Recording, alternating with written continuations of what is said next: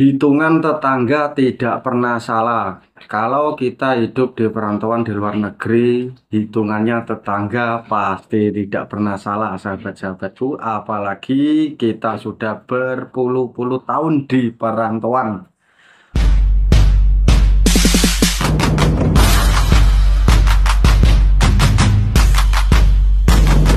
Assalamualaikum warahmatullahi wabarakatuh.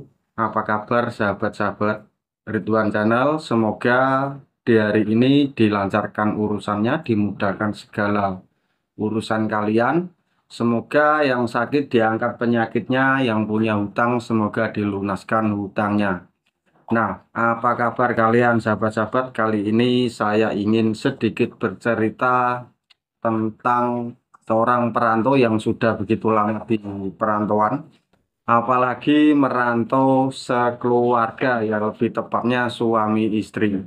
Pasti banyak tetangga-tetangga yang menghitung, oh setiap bulan sekian, sudah bertahun-tahun, uangnya banyak. Orang lain itu mengira orang kerja itu uang itu ngumpul terus banyak, ya semua orang pasti mindsetnya itu pengen mengumpulkan uang, tapi kan kebutuhannya juga tidak di sini saja, untuk keluarga di rumah, untuk anak sekolah. Makanya orang yang di kampung halaman itu mengiranya orang di perantauan itu uangnya banyak sekali, sahabat-sahabatku. Untuk para sahabat yang di perantauan, apakah mengalami seperti itu yang ada saya tadi ceritakan kepada kalian? Kalau yang ada boleh komen di bawah. Nah, dengan naiknya ringgit, semua itu membuat berkah barokah buat TKI Malaysia. Semoga saja penukaran yang lumayan tinggi ini bisa bertahan sampai lama, sahabat-sahabatku. Karena dampak kemarin ada berita Malaysia siap deklarasi maju di tahun 2025. Karena Malaysia berdeklarasi seperti itu, saya harap semoga ada kemajuan dan keberkahan buat tenaga kerja Indonesia yang ada di Malaysia. Oke, sahabat-sahabatku, kali ini keadaan di Malaysia di tempat kos yang saya sewa seperti ini karena dulu waktu sebelum istri saya nyusul ke sini, saya memang tinggal di bangunan ataupun tempat tinggal proyek bangunan. Karena istri saya masuk, ya akhirnya saya kepaksa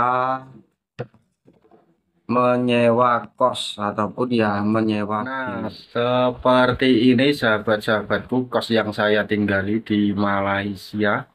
Karena dulu sebelum istri saya nyusul masuk di sini, saya juga biasa tinggal di kongsi bangunan. Kalau satu keluarga merantau tinggal di kongsi bangunan, bukannya gimana, kadang tempat mandi itu bareng-bareng, mandinya bareng-bareng kayak di kolah jeding gitu, sahabat-sahabatku, rame-rame mandinya.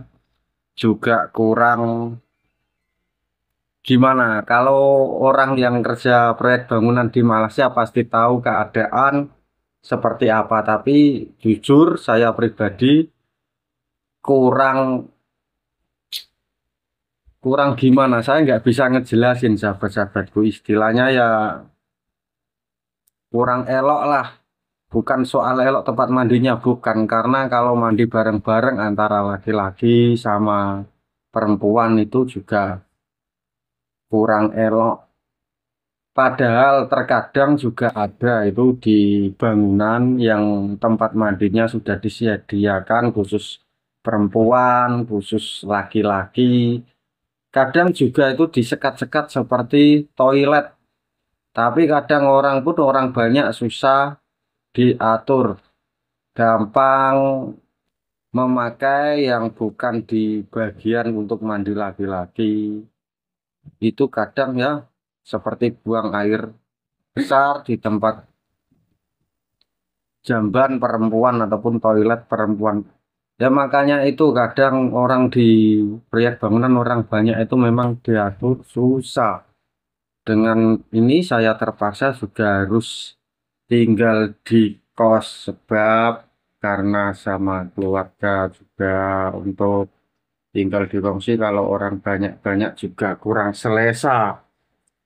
Oke, sahabat-sahabatku, untuk melanjutkan vlog ini saya akan bercerita soal susah senangnya merantau di Malaysia. Hal yang membuat kita semangat ketika kita itu sudah gajian bisa menghantar kampung, bisa mencukupi kebutuhan di kampung itu puasnya. Karena hidup tenang itu apabila tiada hutang. Karena apabila ada hutang, mau tidur juga kebayang. Malah ada yang berstatement, hidup itu harus ada hutang. Kalau ada hutang itu harus malah justru malah semangat. Memang betul, tapi tidak betul. Sebetul-betulnya. Karena semangatnya orang bekerja itu satu. Punya tujuan. Karena tujuannya apa ya? Ngebahagiain keluarga dengan kerja keras kita. Karena kodratnya pria memang harus bekerja. Tulang punggung bukan tulang tulung. Apalagi tulang sebelah. Nah, dari situlah saya mulai bisa mikir kerasnya kehidupan tuh gimana. Soalnya apa? Dulu masa bujang saya kerja di Malaysia tidak dapat apa-apa sahabat-sahabatku. Padahal kalau dihitung secara nominal gaji lumayan banget, lumayan. Ya memang kadang ada yang bilang mungkin ya wajar saja masih bujang nanti sudah menikah pasti ya sadar dengan sendirinya. Sadar itu bukan harus menunggu menikah, kalau menurut saya. Banyak juga masa mudanya, ya kayak begitu, waktu berkeluarga juga masih begitu. Ada yang masa bujangnya baik-baik saja, sudah berkeluarga, malah bertingkah. Itu juga ada. Karena Tuhan itu maha membolak-balikkan hati. Yang penting kita selalu berdoa, selalu diberikan kekuatan hati, kekuatan iman, karena baik buruknya keadaan hidup yang kita alami bukan semata-mata semua itu takdir. Takdir itu tidak akan berpihak kalau kita tidak akan menanam.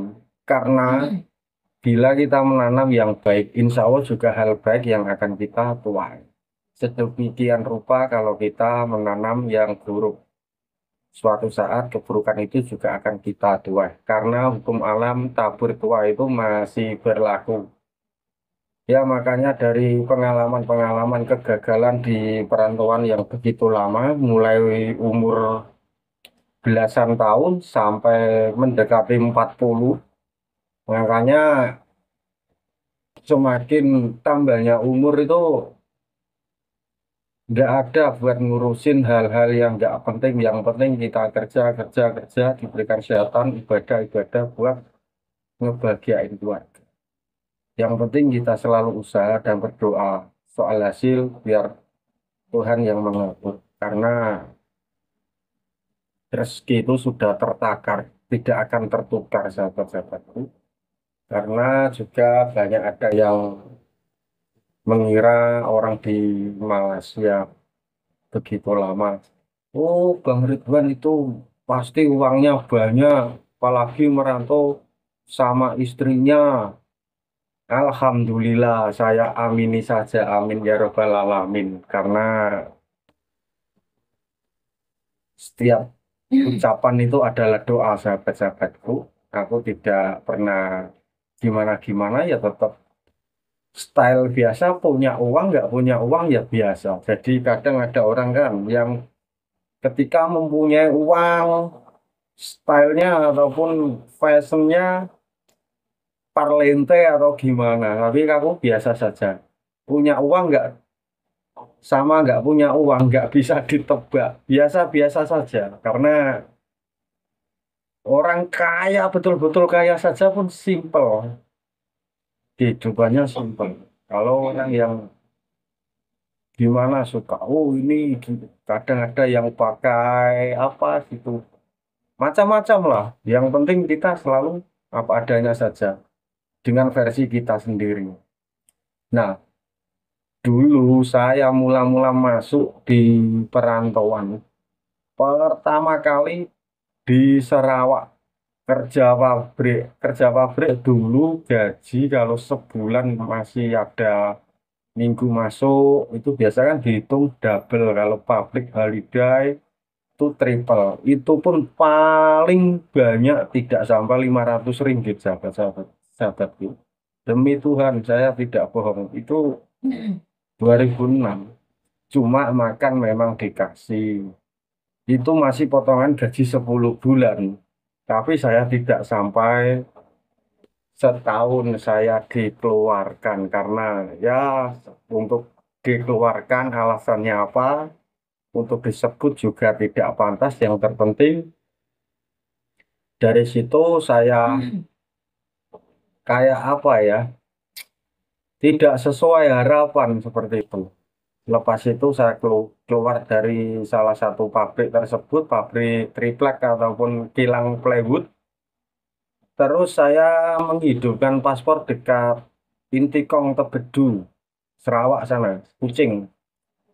Terus saya itu terbang pergi KL, pergi KL ikut kerja besi. Masya Allah, beratnya mencari rezeki. Dulu 3 bulan lari waktu itu kerja besi. Lepas kerja besi lari, ikut kerja renovation. Nah, renovation dulu pertama kali saya ikut kerja sama pemborongnya juga orang Indonesia sendiri. Itu uangnya memang konsisten, on time, waktu gajinya. Ketika lama-lama kemudian saya mengenal kawan, diajak bekerja ke lain pemborong, ditawarkan dengan gaji yang lumayan tinggi. Akhirnya siapa yang nggak tertarik? Akhirnya saya ikut kerja dia. Lah, setelah kerja sama dia, hampir mau 10 bulan kerja itu tak ada gaji, sahabat-sahabatku. Hanya pinjaman seminggu, pinjaman tiap minggu 100 ringgit, 150. Di tahun 2011 saya ingat, itu sudah gaji 65 ringgit 2011 kerja renovasi. Itu hitungannya saja 65, tapi waktu gajian tidak ada. Nah, ketika itu memasuki tahun 2012, sudah ikut kerja sama pemborong itu yang bayarannya susah, tidak mau ngebayar. Saya dapat kabar dari kampung orang tua meninggal, itu pun saya baru 3 harinya baru tahu, sebab saya waktu dulu nggak ada handphone waktu dapat kabar. Karena handphone ada sebetulnya, namun saya gadaikan untuk apa? Untuk berobat kawan saya, ada yang sakit. Saya gadaikan waktu dulu 200 ringgit. Karena untuk jaminan biar dipercaya pinjam uang. Demi untuk berobat sahabat saya. Itu pun kita susah, dia pun susah, saya pun susah. Nah, ketika itu dia, yang kawan saya tadi yang saya gadaikan HP buat berobat dia, dia sudah sembuh, tidak tahu uang dari mana ataupun pinjam kawan ataupun siapa. Akhirnya handphone saya itu saya tebus. Setelah itu saya tebus SIM card, saya masukkan, ada SMS. SMS tidak tahunya orang tua saya meninggal dunia. Lah, dari situ keadaan saya memang sudah saya bagi mati bisa saya. Jadi untuk pelajaran yang saya simpulkan buat sahabat-sahabat, kalau bisa jangan sampai kosongan. Sebab apa? Kalau kita ada musibah, ada masalah besar di kampung, kita mau secepat balik itu tidak bisa terkendala karena banyak-banyak yang harus diurus. Kita mau pulang atau pakai SPLP ataupun pakai jalur lain. Makanya saya sarankan yang penting biar mahal permit nggak apa-apa. Yang penting kita kerja selamat, tidak ada halangan suatu apapun, diperlancar kerjaan, pulang juga sewaktu-waktu bisa. Yang penting kita pamit, ngomong sama bos ataupun company kita dengan baik-baik, kita pulang ke cuti ada hal besar, pasti dikasih. Yang penting kita tidak punya tanggungan hutang permit saja. Permit lunas, kita bisa ngomong baik-baik untuk pulang apabila ada musibah ataupun ingin bercuti. Karena nasib apes itu tiada yang tahu, makanya kalau bisa ya pandai-pandai menjaga diri sendiri. Untuk yang kawan-kawan tiada dokumen, kalau bisa jangan sampai salah jalan. Karena di Malaysia juga orang kosongan itu lebih dibilang orang padi. Itu dari kerajaan Malaysia, pendatang asing tanpa izin. Hukumnya haram. Ya maksudnya saya ini hanya menyimpulkan hukum di Malaysia. Karena mau bagaimanapun, kalau kita ada dokumen resmi, tidur pun nyenyak, makan pun bisa ngerasa enak, nggak tergesa-gesa, nggak khawatir ataupun apa.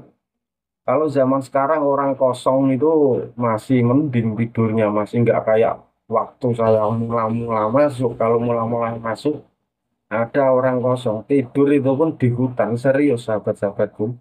Lepas isya ataupun sehabis isya baru masuk hutan, bawa tikar, bawa bantal, pagi-pagi baru balik. Karena apa? Takut ada operasi imigrasi ataupun operasi polis. Nah, dari situ banyak yang tidur di hutan. Oke, sahabat-sahabatku, vlog ini semoga memberikan edukasi dan informasi karena saya sudah waktu makan tadi sudah habis masak istri saya. Oke, sahabat-sahabatku, untuk buat subscriber dan view saya, semoga dimurahkan rezeki, dilancarkan segala urusan, tiada halangan suatu apapun. Assalamualaikum warahmatullahi wabarakatuh.